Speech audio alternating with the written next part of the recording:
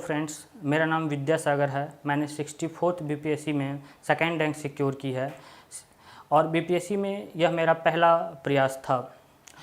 BPSC में मैंने mathematics optional से यह सफलता हासिल की है। मेरा एजुकेशन मेनली जवाहर नवोदय विद्यालय में हुआ है। मैंने अपनी 10th जवाहर नवोदय विद्यालय सुपौल और 12th जवाहर नवोदय विद्यालय भागलपुर से पूरी की है। मैं B Tech in mechanical engineering N I T Trichy से मैंने किया है और इस वीडियो में मैं अपने प्रिपरेशन के बारे में आपको ब्रीफली बताना चाहूँगा। और आप मेरे साथ दिल्ली नॉलेज ट्रैक से जुड़े हुए हैं और अब ये सेशन जो है 2 भागों में बटा हुआ होगा। मैं एक जनरल स्ट्रेटजी डिस्कस करूँगा प्रीलिम्स ओरिएंटेड और फिर मैं मेंस के बारे में डिस्कशन करूँगा। तो सबसे पहले मैं आपको बीपीएससी एग्ज़ाम के पैटर्न के बारे में बता दूँ। बीपीएससी एग्ज़ाम 3 स्टेजों में होती है। सबसे पहले प्रीलिम्स होता है जो कि क्वालिफाइंग होता है। इसके मार्क्स आपके फाइनल रैंकिंग में नहीं काउंट होते हैं। सेकेंड स्टेज में मेंस है। मेंस 900 मार्क्स का होता है। 3 पेपर होते हैं मैंडेटरी पेपर जो कि जिनके कि नंबर काउंट होते हैं फाइनल एग्ज़ाम में, और एक हिंदी का पेपर होता है जो कि आपको क्वालिफाइंग होता है, उसे आपको क्वालिफाई करना होता है 100 मार्क्स का। फाइनल राउंड में आपका इंटरव्यू होता है और इंटरव्यू टोटल 120 मार्क्स का होता है। तो मेंस और इंटरव्यू के फाइनल मार्क्स आपके ओवरऑल मार्क्स रैंकिंग में काउंट होते हैं। इस एग्ज़ाम की एलिजिबिलिटी ये है कि कोई भी स्टूडेंट जो कि ग्रेजुएशन कर चुका है या जिसने इंजीनियरिंग पास कर ली है वो इसके लिए एलिजिबल है, और फाइनल ईयर के स्टूडेंट्स भी एलिजिबल है जो लास्ट सेमेस्टर में हैं। इसके बाद इसमें सिलेबस वाला एस्पेक्ट आ जाता है। तो मैं सिलेबस के बारे में भी बता दूं आपको कि सिलेबस जनरल स्टडीज़ का सिलेबस मेंस का मेंशन किया हुआ है बीपीएससी ने, और प्रीलिम्स का सिलेबस को उन्होंने एक जनरल सा फ्रेमवर्क दे रखा है। तो मैं पहले प्रीलिम्स और मेंस को एक साथ डील करने की कोशिश करता हूं। तो प्रीलिम्स के सिलेबस में सबसे पहला जो टॉपिक है वो है हिस्ट्री, और हिस्ट्री में modern history, ancient history, medieval history और आर्ट एंड कल्चर आते हैं। ये देखने में काफ़ी एक्सटेंसिव लग सकता है आपको, लेकिन ये उतना एक्सटेंसिव नहीं है।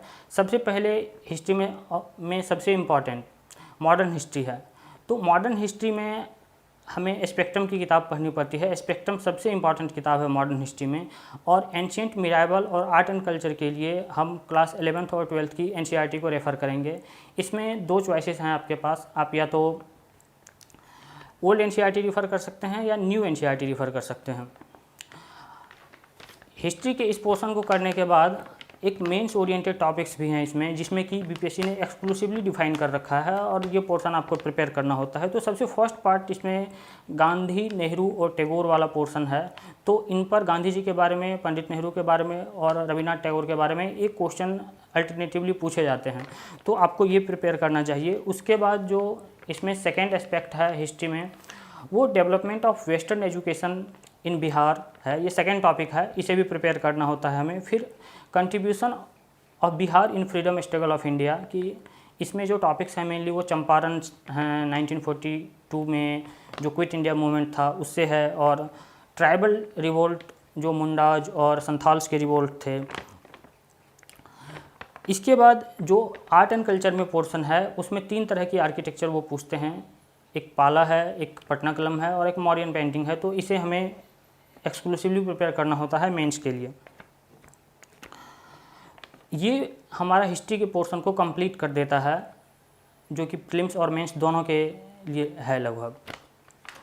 एक बार जब आप हिस्ट्री कंप्लीट कर लेते हैं तो जो बिग पोर्शन है वो जनरल साइंस एंड टेक का है, जो कि प्रीलिम्स में है। तो प्रीलिम्स में जनरल साइंस एंड टेक को आप क्लास 8 to 10th की एनसीईआरटी से कवर कर सकते हैं। इसमें बेसिक लेवल के क्वेश्चंस आते हैं बीपीएससी के प्रीलिम्स में, और अराउंड 20 to 30 क्वेश्चन आ रहे हैं डिपेंडिंग अपॉन ईयर्स। तो ये पोर्शन ख़त्म हो जाने के बाद जो नेक्स्ट बिग पोर्शन है वो है ज्योग्राफी का। ज्योग्राफी में बोथ प्रीलिम्स और मेंस में आपको एनसीईआरटी रेफ़र करनी है क्लास 11th और 12th की। ये जो 4 एनसीईआरटी है ये एक्सक्लूसिव है, इनके बाहर आपको थोड़ा अगर पढ़ना होगा तो आप इंटरनेट के थ्रू पढ़ सकते हैं। ज्योग्राफी के बाद जो एक मेजर पोर्शन है वो पॉलिटी का है। Indian polity one of the most important topics in BPSC. इससे प्रीलिम्स में आपके 10 के आसपास क्वेश्चन आएंगे और मेंस में 3 बड़े क्वेश्चन आते हैं पेपर 2 में। पेपर 2 पार्ट 1 में 3 क्वेश्चन इसके होते हैं। तो इन पे 2 किताबें आपको पढ़नी है। एक बेसिकली एनसीईआरटी होगा, Indian constitution at work, class 11th की एनसीईआरटी है। और सेकंड जो बुक है वो इंडियन पॉलिटी की बुक है बाय एम लक्ष्मीकांत। ये किताब हिंदी और इंग्लिश दोनों में अवेलेबल है, तो लैंग्वेज का कोई इशू नहीं है। नेक्स्ट थिंग सिलेबस में जो है हमारे वो इकोनॉमी है। इकोनॉमी सबसे पहले हमें एनसीईआरटी से प्रिपेयर करना है। एनसीईआरटी में इंडियन इकोनॉमी वाली एक क्लास 11th की टेक्स्ट बुक है, उसके सारे जो चैप्टर हैं वो बिग टॉपिक्स हैं मेंस में, तो आपको उसे मेंस में थीम के हिसाब से प्रिपेयर करना है।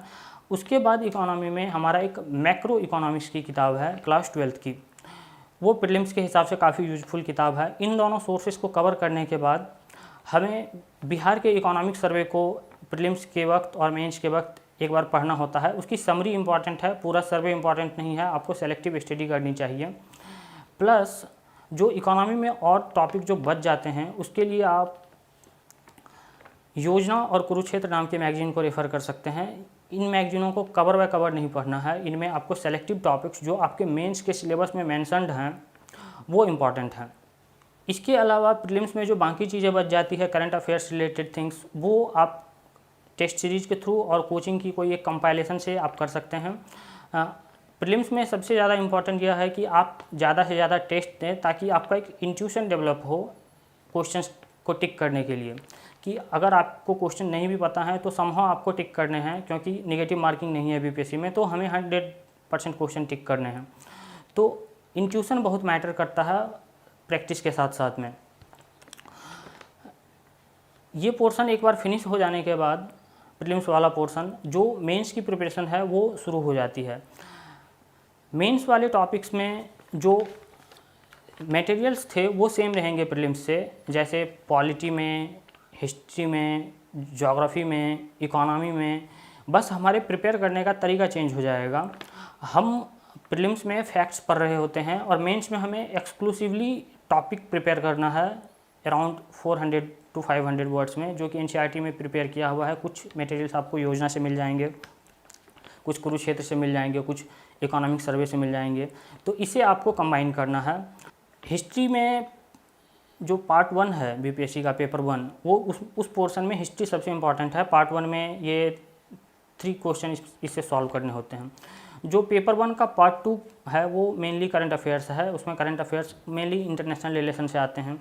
इंटरनेशनल रिलेशन में करंट अफेयर्स जो होते हैं वो आप न्यूज़पेपर से कवर कर सकते हैं, और देश देशांतर नाम की राज्यसभा पे एक चैनल है उससे कवर कर सकते हैं, राज्यसभा टीवी देख सकते हैं आप।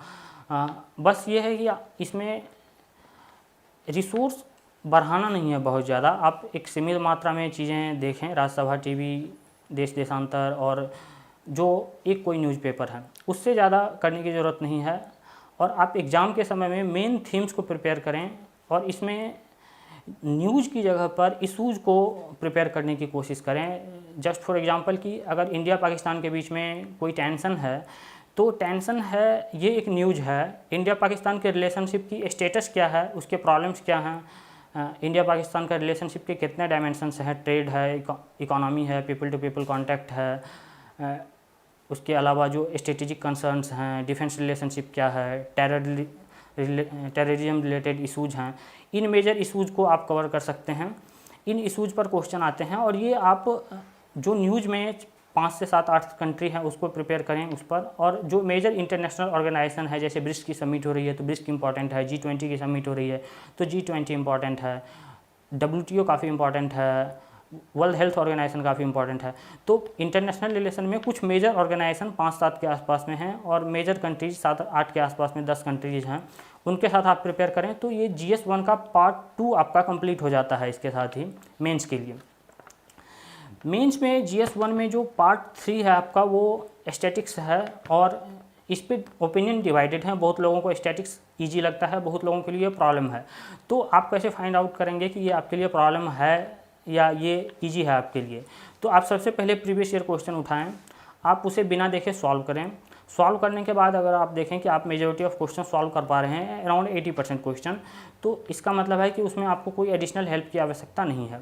जिन लोगों से ये सॉल्व नहीं हो रहा है वो कृपया कुछ अपने फ्रेंड्स से डेटा इंटरप्रिटेशन और जो उसके टॉपिक्स हैं DI में मेंशन किए हुए और स्टैटिक्स में उस पर कुछ पढ़ने की कोशिश करें, कुछ इंटरनेट से देखें, और इतने में अगर उनका हो जाता है तो ठीक है, नहीं तो फिर कोचिंग से हेल्प ले सकते हैं।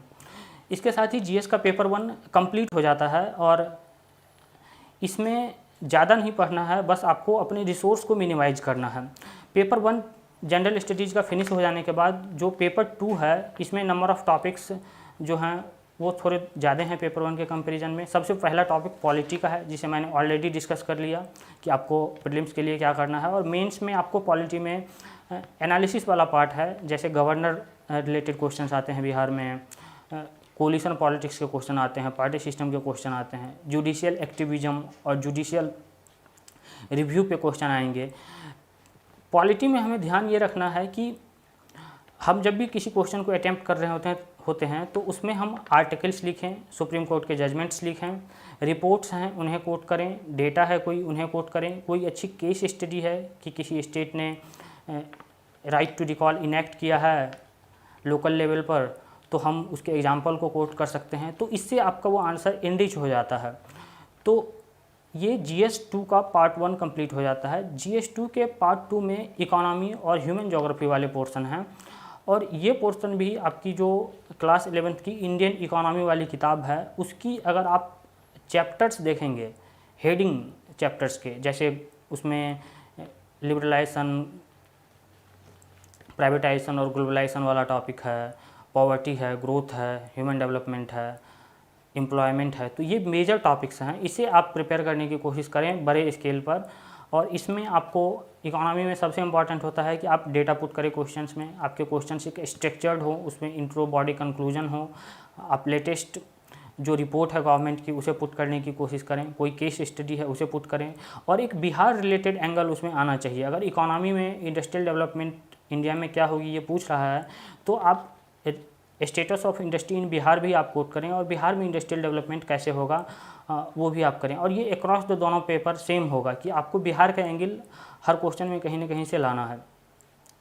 जो नेक्स्ट पार्ट है इसमें वो है साइंस एंड टेक का। साइंस एंड टेक बहुत जनरल सा साइंस एंड टेक है। इसमें भी आपको मेनली बड़े इशूज़ प्रिपेयर करने हैं। बड़े इशूज़ में हमारा 5-6 मेन बड़े इशूज़ हैं, जैसे स्पेस में इंडिया का क्या अचीवमेंट है, और जो स्पेस प्रोग्राम है इंडिया का वो सोशियो इकोनॉमिक डेवलपमेंट में कैसे हेल्प कर रहा है, बायोटेक्नोलॉजी कैसे यूजफुल है एग्रीकल्चर में, नैनो टेक्नोलॉजी को हम कैसे यूज कर सकते हैं, साइंस एंड टेक को कोरोना से फाइट करने के लिए हम कैसे यूज कर सकते हैं, और जो न्यूक्लियर एनर्जी है उसका क्या इम्पोर्टेंस है, और इसमें फियर्स क्या हैं, इनके फैक्ट्स क्या हैं, ये सब क्वेश्चन डायरेक्ट आ जाते हैं। अभी जो इमर्जिंग टेक्नोलॉजीज़ है जैसे आर्टिफिशियल इंटेलिजेंस, ब्लॉकचेन, इनके एप्लीकेशंस डिफरेंट सेक्टर्स में पूछे जा सकते हैं। तो मेंस के समय आप इनको टॉपिक वाइज 2 से 3 पन्ने में प्रिपेयर कर लें, ये आपके मेंस में काफ़ी हेल्पफुल रहेगा। इसके साथ ही जनरल स्टडीज फिनिश हो जाता है। हिंदी के पेपर में कुछ ज़्यादा करने की ज़रूरत नहीं है। आप थोड़ा 1-2 पेपर पिछले ईयर का लिख करके देख लें कि आप हिंदी में लिख पा रहे हैं कि नहीं सही से, किसी पढ़े लिखे व्यक्ति से उसे चेक करवा लें। तो इसके इतना करने पर आपका हिंदी के पेपर भी आपका क्वालिफाई हो जाएगा। एक रिमाइंडर है जनरल स्टडीज़ में जो कि बहुत इंपॉर्टेंट है कि जब भी आप जनरल स्टडीज़ में किसी क्वेश्चन को आंसर करेंगे मेंस में, तो आप उसमें सबसे इम्पॉर्टेंट है उसकी डिमांड। अगर क्वेश्चंस में उन्होंने 3 चीज़ें पूछ रखी है तो आपको उन 3 चीज़ों को आंसर करना है, उसमें से कोई भी छोड़ना नहीं है। और जो उन्होंने क्वेश्चन में पूछा है आपको उसी का आंसर करना है, ना कि जो आप जानते हैं। ये बहुत ही इंपॉर्टेंट एस्पेक्ट है जनरल स्टडीज़ मेंस का, और इसके बगैर आपके मार्क्स रिड्यूस हो सकते हैं फाइनल एग्ज़ाम में। नेक्स्ट है कि यूपीएससी और बीपीएससी में डिफरेंस क्या है। तो यूपीएससी और बीपीएससी में जो सबसे फर्स्ट पॉइंट ऑफ डिफरेंस है वो है एग्ज़ाम का जो टोटल ड्यूरेशन है। यूपीएससी अक्सर प्रीलिम्स से लेकर के इंटरव्यू तक को 8 से 9 महीने में फिनिश कर देता है। बीपीएससी में ये आपको 2 से 3 साल लग सकता है। सेकेंड है कि जो सिलेबस है, यूपीएससी का सिलेबस थोड़ा बड़ा है, बीपीएससी का सिलेबस थोड़ा शॉर्ट है। थर्ड आपको आ जाता है क्वेश्चन की डिफ़िकल्टी लेवल को लेकर के, और एग्ज़ाम में नंबर ऑफ़ क्वेश्चंस को लेकर के। बीपीएससी में आप के 8 क्वेश्चन लिखने होते हैं आपको दोनों पेपर में। आपके सामने टाइम रिलेटेड चैलेंजेज नहीं होते हैं। यूपीएससी में टाइम के अगेंस्ट रेस लगी होती है 20 क्वेश्चन कंप्लीट करने में। उसके बाद जो सिलेबस से जिस तरह के क्वेश्चन अराइज होते हैं, बीपीएससी में आपके पास चॉइसेस ज़्यादा होते हैं ऑप्शनल पेपर में, कि आप पार्ट 1 से 6 में से 3 चूज़ कर सकते हैं और पार्ट 2 में भी आप ऐसा कर सकते हैं। यूपीएससी में ये थोड़ा सा कंस्ट्रेंड हो जाता है चॉइस आपका, आपको मैंडेटरी क्वेश्चन होते हैं कुछ जिन्हें आपको अटैम्प्ट करना ही होता है, उसके बाद आपकी चॉइसेस होते हैं। अब इन सब चीज़ों के बाद जो एक रूरल एरिया के स्टूडेंट हैं बिहार में, उनके सामने जो सबसे मेजर चैलेंज आके खड़ी हो जाती है कि क्या वो कर पाएंगे इसे बिना कोचिंग के। तो इसका आंसर है यस। मैंने अपने पूरा जनरल स्टडीज बिना किसी कोचिंग के किया। मैंने जो आपको रिसोर्स बताए हैं, आप उन रिसोर्सेज को पटना से जा कर के ख़रीद सकते हैं, या नहीं तो वहाँ जा कर के किताब दुकान वाले को अगर आप ऑर्डर कर दें तो वो आपको रिसोर्स दे देंगे। इसके अलावा बहुत सारी ऑनलाइन साइटें हैं, जैसे murnal.org है, जहाँ पर कि वीडियोज़ फ्री में हैं रखे, बनाए हुए हैं उन्होंने, आप उसे देख सकते हैं। ज्योग्राफी, इकोनॉमी और मॉडर्न हिस्ट्री के काफ़ी अच्छे वीडियोज़ उन्होंने बनाए हुए हैं। इसके अलावा एनसीईआरटीज़ की बुक्स ऑनलाइन अवेलेबल है गवर्नमेंट की साइट्स पर, तो आप उससे वहाँ से डाउनलोड कर सकते हैं और फिर उसको आप रेफ़र कर सकते हैं। तो जो रूरल एरियाज़ के भी स्टूडेंट हैं उनको कोई ज़्यादा प्रॉब्लम नहीं आएगी रिसोर्स के मामले में, और इसके और जो आपके न्यूज़पेपर्स हैं उनके मामले में। न्यूज़पेपर्स आपको हर टाउन तक पहुंच रहा है। एक हिंदी न्यूज़पेपर या एक इंग्लिश न्यूज़पेपर बिहार में भी 2 दिन लेट हो सकता है, लेकिन 2 दिन पुराना भी न्यूज़पेपर है तो आपके पास ऑप्शन नहीं है, आप उसे ही पढ़ लें। इसके अलावा जो एक मेजर चीज़ है प्रिपरेशन में, वो है कि आपको क्या नहीं करना चाहिए। तो प्रिपरेशन में जो सबसे पहली चीज़ है वो है कि आपको अपने रिसोर्स बहुत ज़्यादा नहीं बढ़ाने चाहिए। जब तक आप श्योर ना हो कि आप कोई मटेरियल को पूरा पढ़ेंगे, तब तक आप किसी भी स्थिति में वो मटेरियल लेने से पहले 2-3 बार सोच लें कि आपको उसमें से क्या पढ़ना है। एक बार आपका ये फाइनलाइज हो जाए तो आपको जो पढ़ना है उसमें से उसके लिए मटेरियल लेकर के उस मटेरियल को हटा दें। जो सेकेंड चीज़ है वो है परफेक्शनिज़म वाली जो हमारी आदत है, वो हमें कभी कभी परेशान करती है कि हम हमेशा सोचते रहते हैं कि इस कोचिंग का मटेरियल बेटर है, उस कोचिंग का मटेरियल बेटर है। एक्चुअली में एक ही किताब में सारी चीज़ें हैं। एग्ज़ाम में इस चीज़ पर आपकी सफलता डिपेंड करती है कि आपका प्रेजेंटेशन कैसा है, आपने जो चीज़ें पढ़ी है आप उसे सही से लिख पा रहे हैं या नहीं लिख पा रहे हैं, आपकी लैंग्वेज कैसी है। ये सब चीज़ें आपको न्यूज़पेपर से आएगी और इसके लिए आपको बहुत ज़्यादा रिसोर्स बढ़ाने की ज़रूरत नहीं है। इन दोनों के अलावा एक परसिवरेंस और पेशेंस बहुत इंपॉर्टेंट हो जाता है बीपीएससी के एग्ज़ाम में। आप अगर एक अटैम्प्ट भी बीपीएससी में देते हैं तो ये आपके प्रिपरेशन स्टार्ट होने से फाइनल रिज़ल्ट आने तक में एक लंबा सा 3-3.5 साल का ड्यूरेशन हो सकता है, जिसमें बहुत से लोग अपना पेशेंस लूज कर सकते हैं या उनके सामने कुछ फैमिली रिलेटेड प्रॉब्लम्स आ जाते हैं जिसकी वजह से उन्हें अपना प्रिपरेशन बीच में ही स्टॉप करना पड़ता है। तो इन चीज़ों से डील करने के लिए आपके पास पेशेंस और परसिवरेंस होना चाहिए कि आप किसी भी कंडीशन में गिव अप ना करें once you start your preparation. इन सब चीज़ों के बाद पेशेंस, परसिवरेंस के बाद जो सबसे इम्पॉर्टेंट एस्पेक्ट आ जाता है बीपीएससी जैसे एग्ज़ाम में, वो है आपकी कंसिस्टेंट हार्ड वर्क करने की एबिलिटी, जिसका कि पूरे एग्ज़ाम में कोई सब्स्टिट्यूट नहीं है। आपको डेली बेसिस पे 7 से 8 घंटे एफर्ट डालने ही चाहिए, क्योंकि विदाउट हार्ड वर्क लक आपके फेवर में जा भी सकता है, नहीं भी जा सकता है। तो बेटर ये है कि आप हार्ड वर्क करें। ये मैंने आपको अपनी पूरी स्ट्रेटजी प्रीलिम्स और मेंस के बारे में बताई।